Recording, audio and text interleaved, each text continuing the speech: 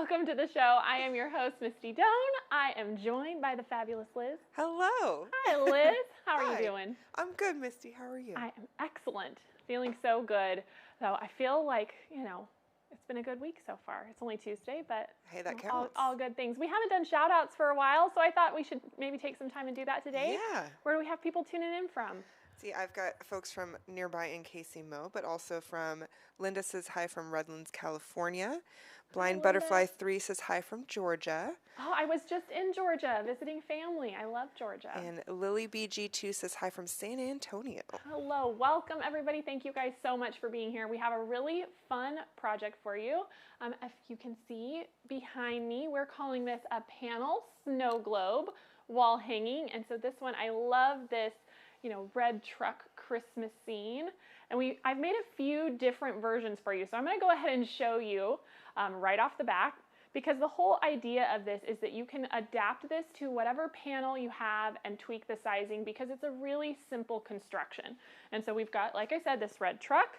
We also have this great Santa and snowman theme. I love it. Isn't it so cute? But then we got real wild and we thought, what if we did other holidays? I know Snow Globe, screams Christmas, but then we made this haunted house one and we realized it could also be a crystal ball. I love this right? one. Isn't that so fun?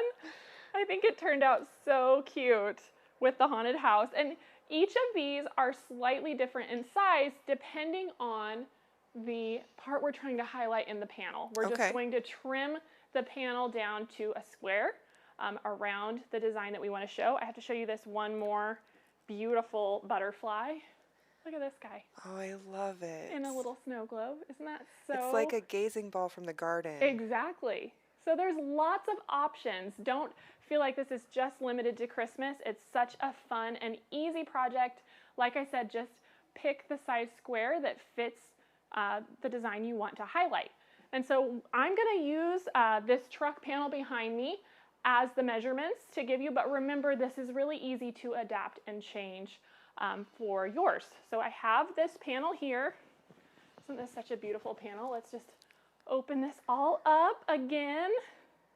I love that with the house behind. It looks so quaint and cozy. It makes me dream of wintertime. I am one that actually likes winter and snow. I know there's lots of people who don't, but I enjoy every season, I think, while it's there. And then I'm ready for the next one. But let's talk about how we're going to trim this down, because I know some people get intimidated because when panels are printed, they can be a little bit wonky. Or sometimes when they're folded on the bolt, they skew a little bit. Exactly. Yeah. And so it's hard to know where to start. And so we are really just not going to stress too much. You can see, obviously, I wanted the truck to be the main focus of this. And so the thing that I want to keep in mind is I just want to make sure once I take my seams, I'm going to keep as much detail of the truck as possible. And so I have figured this out, that I need this to measure 31.5 inches wide. You could round up to 32 if you want it to be nice and simple, but 31.5 is what I went with. Okay. To keep the truck in the ball. Ah, perfect. Okay. And so I went ahead, and one thing that I find helpful, I don't know if you guys can see here, it's kind of hard to see, but you can see here, I've pressed in the crease lines in half both directions. So I folded it in half this way and gave it a press, and then folded it in half again and gave it a press. And those are just guidelines for my eyes when I'm going to trim this off, to keep it all centered and as straight as I possibly can. Gotcha. And to do that, I do use the selvage, because it should lay pretty darn close to straight. Even if it's a little bit off, it's going to be close enough that we can get our measurements, and it's going to look great in the end. So that's what I did. And so to begin with, I am going to turn this so I can see the design. Fold it this way. Karen says, I love buying panels, but I'm intimidated to make things. We hear that a lot. You can totally do this. Yeah, this is totally approachable. You can do it. No need to worry. Now that I have it turned this way, I'm going to press this center one again just to make sure I have a nice crisp line. Again, I'm lining up my selvage edge there on the bottom, and then I'm just going to press this middle line. So while you're pressing that middle line, there's a couple questions about how the quilt's attached to the wall. So Sure. just a little behind the scenes, we actually have a couple of large washers that are screwed into the wall, and then we've got these really great magnets. Yeah, here, hold on, I'll And just show you. so that magnet holds the quilt on, and we usually hang a bigger quilt higher, Yes, but this really the good best way, size. Caleb, There here? you go. Okay, Perfect. so see there's some big washers. We just screwed those in, and then we've got these heavy-duty magnets, like Liz was saying. Ta-da! Ta-da! It's magic. And so when we have smaller projects like that, we can bring it down so you can see all the details. It makes it easier for you. It's nice to have handy people around that come up with these great ideas. All right, I'm almost done pressing those lines in. Okay, and so like I said, this is just for me to have a nice straight edge, and I use that folded edge as a straight edge now on my cutting mat. Okay. And so I'm going to line up that straight edge on my mat, and then this other press line, I'm going to line that up the other way. And that's how I make sure it's as square and straight as I possibly can. So your press lines now become your true... My true straight. Okay, Yep, cool. because those are the ones that are going to stick around once I trim things off, because I'm going to trim off this selvage, and I'm going to trim off these sides.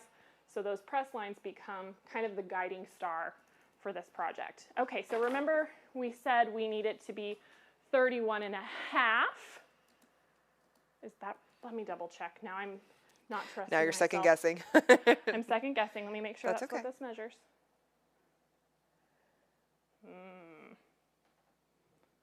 This only measures 30.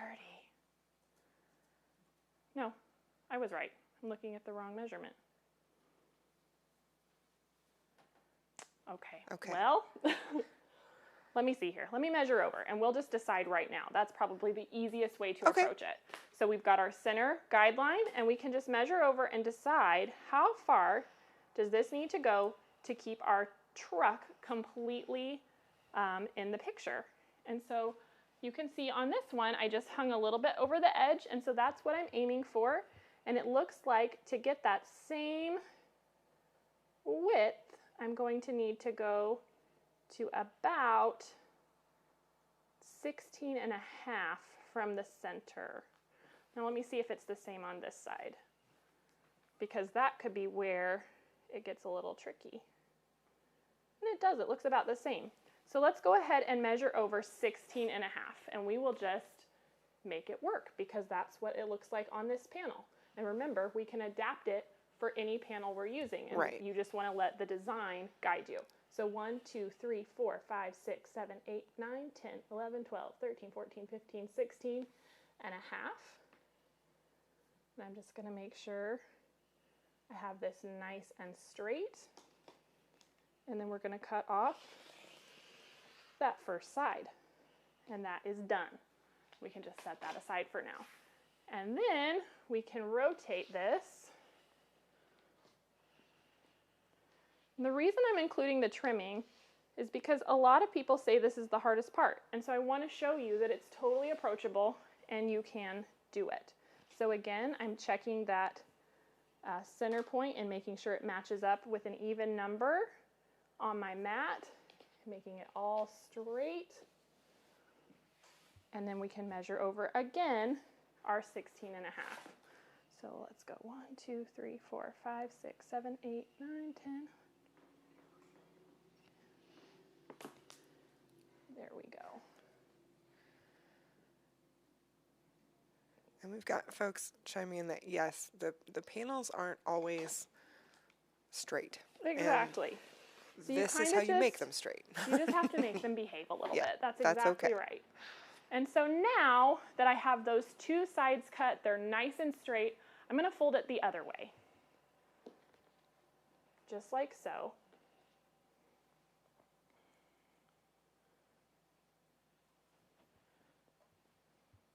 Take your time with this because you want it to lay nice and flat. And the first thing I'm going to do is I'm just going to cut off the bottom edge. I'm going to keep pretty much the entire bottom portion of this as close to the edge of the panel as I can. Okay. I want to keep all of that detail. I think it's cute. And so I'm just going to line this. Remember, this is our straight edge we cut. So I'm going to line that up on my mat, and I'm just going to take my ruler here and trim off just as close as I can. Nothing crazy.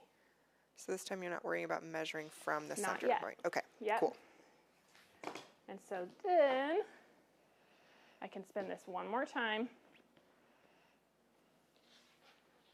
And now you can measure over that width. And so we went 16 and a half. So 16 and a half times 2, math. 33. 33. So that's what we need to measure this length now. Okay.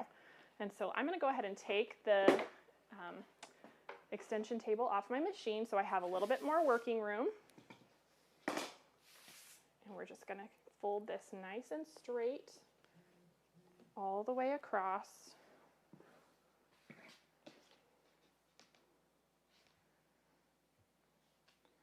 And we're going to line that up.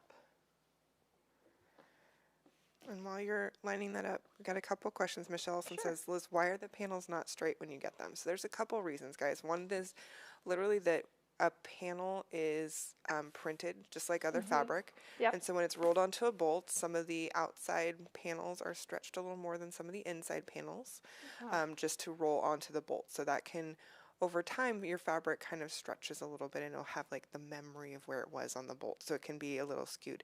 And there are also ways to kind of just stretch it back into shape. Totally. But right now, we're not worried about stretching it back into square. We're going to trim it down into square. So Exactly. it doesn't even matter for this particular project. If you have a panel that you want to use the whole thing, there are, like Liz says, there's tricks to it. But we're lucky in this instance because we have plenty of room. It's really forgiving.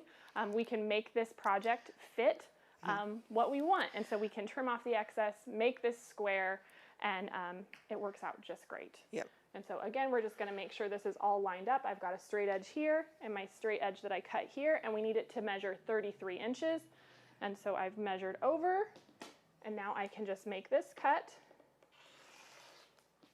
And I have this great square. Ta-da! Ta-da, ready to go. Totally doable. You can do this, right? Yes. And so now we want to make this circular to create that snow globe effect. And so you can see here, we're just going to use big snowballed corners like we do when we make all kinds of quilt blocks. And how appropriate to make a snow globe with snowballed corners. Exactly, exactly. So let's move some of this out of the way. I'm going to put my extension table back on my machine. And then let's get to this. And so this is another one of those instances where, depending on the size of the square that you've cut, you might want to change the size of your snowballed square. Okay. So for this one here, we used a 6-inch square. That's what I'm going to use. But you can see on this one, we used a smaller square because we have a smaller panel square to begin with. And okay, so you can adjust it. And that's one of those things where you might just cut a couple sample squares. It's really easy to test out before you sew anything. And you can just, fold this on the diagonal and know this is how this is going to look in the end, right? And so you can kind of test the measurement that's going to work for you. You can even do it with your ruler before you even cut any fabric and just lay it off there and say, is that going to give me enough roundness to this project that I'm going to be happy with it? So let's go ahead and add a 6-inch square to all 4 of these corners. So I'm going to just press these in half really quick so that I have a stitch line, because we're going to sew right on that line. There's one.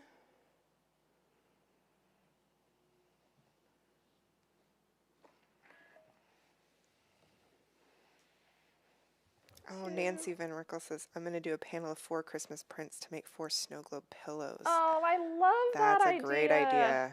Make sure you share with us, guys. Use Yes. hashtag MSQC show and tell so you can show and tell the projects you're working on. We love to see what you're Yes, making. that's my favorite thing, to see all of your guys' creative ideas shining through. It's the best. Okay, so I have all 4 of these ready to go. And let's just take these to the machine. And Liz, be sure to let me know if there's any questions along the way. Yes. All right, so I'm just lining this up in the corner of my panel, and we are going to go sew right on that pressed line that we just ironed. And I am using white thread so that you guys can see, but obviously match your threads. Sure. Or don't if you don't want to. You know what? That's totally fine too. Sorry, we're not the boss of you. I'm not going to be mad at you.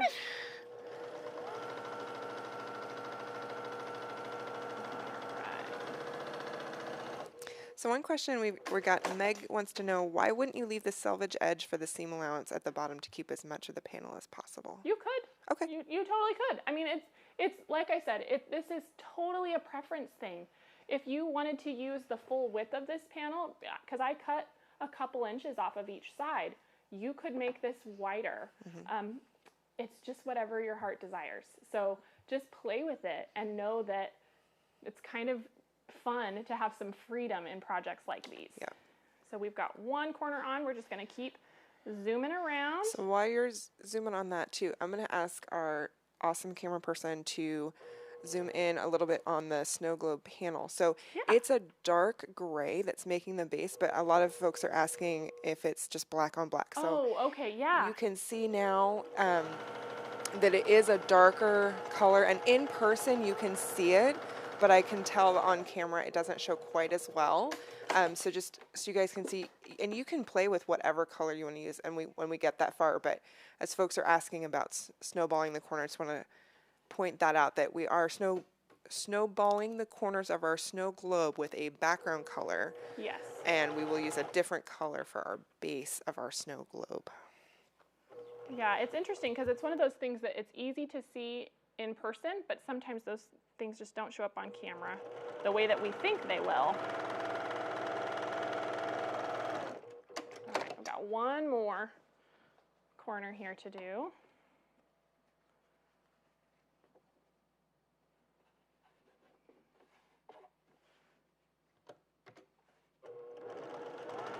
Again, remember we're sewing right on that pressed line.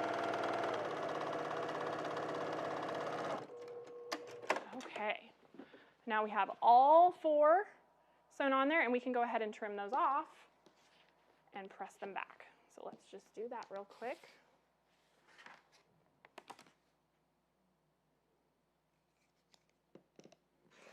There's the first one.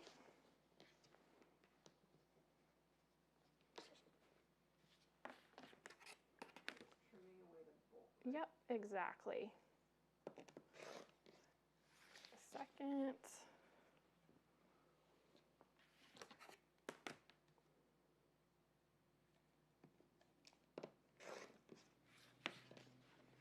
And you can see how quickly this really starts to come together. It is such a fast project. It'd be great for gifts, for the holidays. And now we can just press all of those snowball corners back so they lay nice and flat. And we finish with the same size square that we started with. So we're just replacing those corners with this background fabric. All right. And one more. And so you can see how this fits in the project behind us, just like so. Right? Now let's talk about, I know you mentioned it's hard to see on camera, but we do have a little base that our snow globe is sitting on. So let's talk about how we make that. So what you're going to do is, remember this measures, I think we decided 33. It's 33 inches square. So you're going to cut a strip of your accent fabric that is, let me see here, I believe it's 6 inches tall. Yep, you're going to cut a 6-inch strip by the width of fabric, so you need just a 1/4 yard of that accent fabric to create the base of your snow globe, and then you're going to cut that 6-inch strip to the length of your square. Okay. So whatever square you decide, So in our case, 33. And in our case, 33, exactly. You're going to cut it that length, and then you're going to snowball either side in the exact same way we did our big square. We're just going to do going opposite direction so that it creates this base. Okay. that fits in just like so down here. You can see. And then it meets up and it kind of gives this pedestal that our snow globe sits on. Snazzy. It works out just great.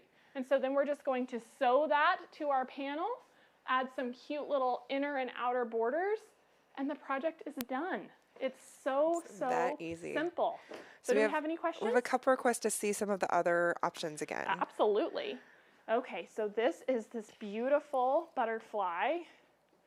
And I think you can really see the base well here. And again, remember, because this is another tip, whatever size snowballs you use, so in this case, I think I used a 4-inch snowball, your base has to be the same height. So that it works out when you're making those snowballs. So in this case, I only cut a 4-inch strip for the base to go with this because it's much smaller. And I think it looks nice and balanced and works out just great. Great scale. Okay. Yeah, and so there's that one. And then we have this great Halloween one. I love this one. I love this one too. So great. Again, we used 6-inch snowballs here. And so it's got that nice big 6-inch base. And we've got some eagle eyes on the quilting on this one is a Spider web. Yes. And we had some snowflakes and meanders on the snow globe. Yeah, so it's maybe another you can see it better on the back. Can you see that one? super fun way to theme your quilting to your quilt. Exactly. And then we have one more Christmas one, and I did snowflake meander for the quilting on this one too, but this one is Santa. And this one also I used the 6-inch snowball and base. So this is just such a fun project. And like I said, it was a pleasant surprise to see how great it came out in fabrics besides Christmas. You know, I thought the Christmas was the obvious choice. And actually we were waiting on these panels to come in. And so we just grabbed the Halloween one because it was already here. And then I was like, oh, I love it. I love this crystal ball or this gazing ball like Liz said on this one. It's just so fun to see how the fabric really makes the project sing in so many different ways. So any other questions before we finish up? No, we've got lots of great ideas coming in. Folks want to see what happens if you add vinyl and throw a few snowflakes in. What happens if... I love the what happens if. So guys, make sure again that you share your ideas with the hashtag MSQC Show and Tell. Yes, please. So we can see your projects too. Yes, we can't wait. You guys have a wonderful week. We will see you next time. Thanks so much for being here. See you later.